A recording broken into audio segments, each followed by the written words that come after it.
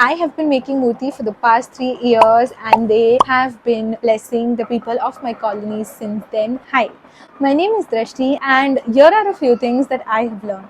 I am super beginner, not trying to say that I am an expert or something, but as a beginner, these are a few things that I've noticed. Try to make your murti, the entire thing, on the same day. Hear me out. Last time I didn't do this. The section of the murti dried at different time and you were not able to connect the two of them together. So say this is the body and this is the face, so it should stick on its own, right? That was not happening because this part dried and this part that I'm trying to stick will not dry because this is dried already. This won't stick together. That caused a lot of problems last year.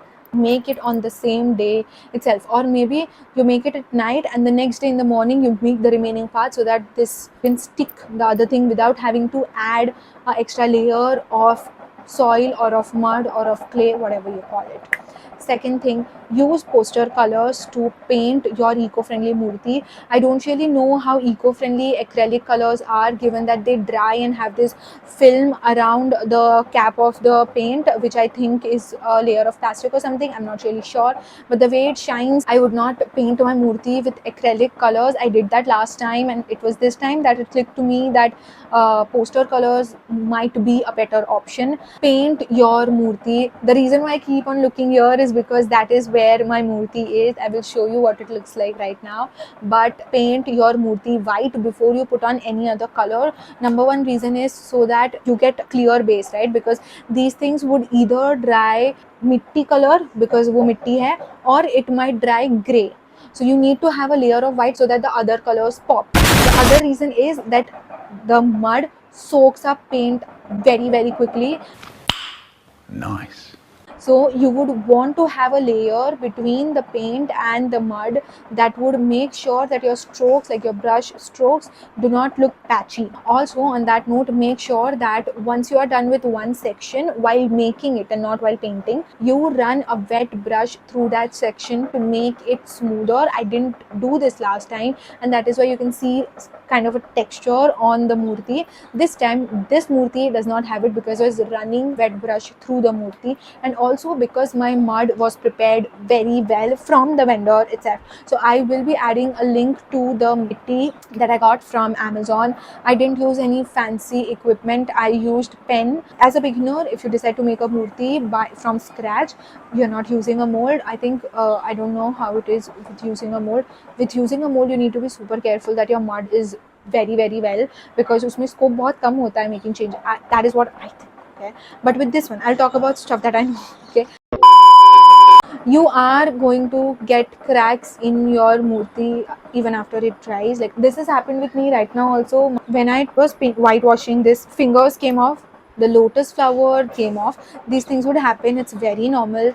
Just Everybody stay calm. What's the procedure, everyone? stick it back, okay, and make sure that you stick it good. That there is no problem in stuff like this happening. Making murti takes time.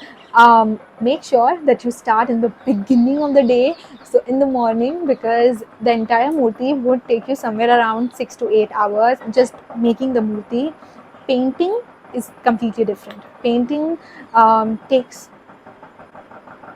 3 more hours, say. I thought, okay, I've been doing this for 2 years now, it's not going to take me that long. Wrong. I decided to start late night at 11 and I worked throughout the night.